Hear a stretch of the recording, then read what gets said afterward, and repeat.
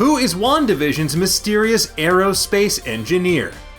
When it comes to WandaVision, it can be challenging to choose just one single moment to feverishly theorize over until the early hours of the morning, between trying to figure out if everyone in Westview is actually dead, whether a seemingly innocuous number has any greater comics-related significance, and the implications of that unexpected guest at the door in the final moments of Episode 5, well, certain lines and moments can go by unnoticed. That said, one line in particular during Episode 5 on a very special episode did stand out to us. After brainstorming a method of sneaking back into Westview, which basically amounts to building a 10,000-pound fallout shelter, Monica Rambeau mentioned that she knows an aerospace engineer who would be up for the challenge. So who could this mystery aerospace engineer actually be?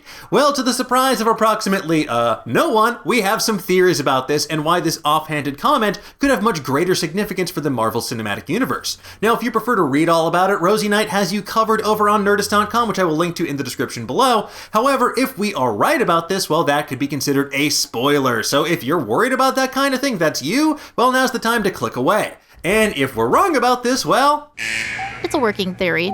Let's begin with the most obvious option, at least obvious to our Easter egg-addled brains, and that is Reed Richards. As we theorized previously, WandaVision may have already laid the groundwork for the Fantastic Four's MCU origins through S.W.O.R.D's now-defunct space program. And while calling Mr. Fantastic an aerospace engineer may sound reductive considering the sheer breadth of his scientific expertise in the comics, Reed does have experience creating vehicles that can withstand world-altering multiversal powers. During the Secret Wars arc in the comics, Reed constructs a massive ship dubbed the Life Raft, which is designed to withstand the multiverse actually collapsing in on itself. Now, did it suffer a catastrophic hull breach and kill his family? Yes, but don't worry because they got better.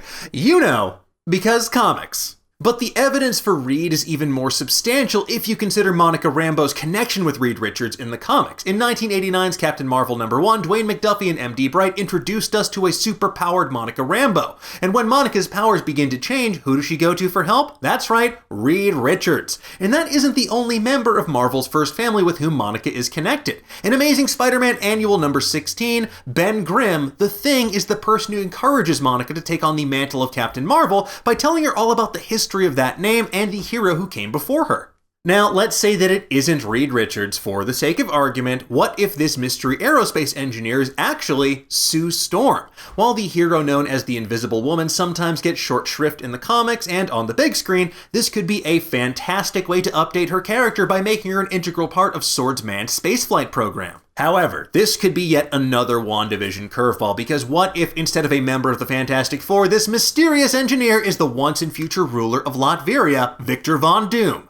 Now, given Doom's deep-seated rivalry with Reed Richards, it makes sense that he could be a part of S.W.O.R.D. as well alongside the Fantastic Four, provides an elegant way to introduce one of the Marvel Universe's greatest villains. Now, if anyone can make a seemingly improbable device that can go toe-to-toe with untold power of cosmic implication and otherworldly sorcery, it is Dr. Doom. And if they are in fact heading towards Secret Wars, then Doom, who basically becomes a multiversal god king during that arc, is pretty crucial to that storyline, so let's see him on the big screen. Or the small screen, I just want to see him. But let's steer away from the Fantastic Four for a moment. What if Monica's engineer pal is someone who she's known her entire life?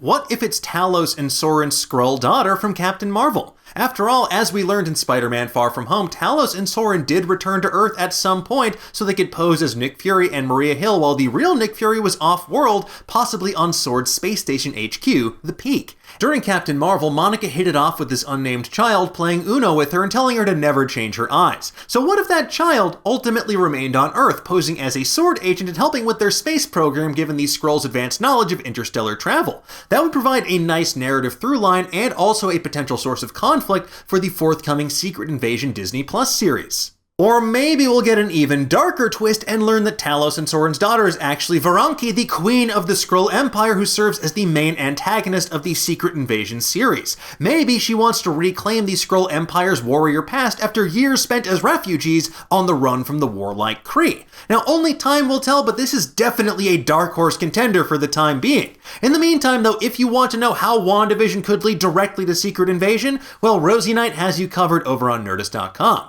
And those are the top picks for who we think Monica's aerospace engineer friend could actually be. Now, I've seen other names floated around like Hank McCoy or the Blue Marvel, but for the time being, we're going to be running with the Fantastic Four of it all. It's fantastic.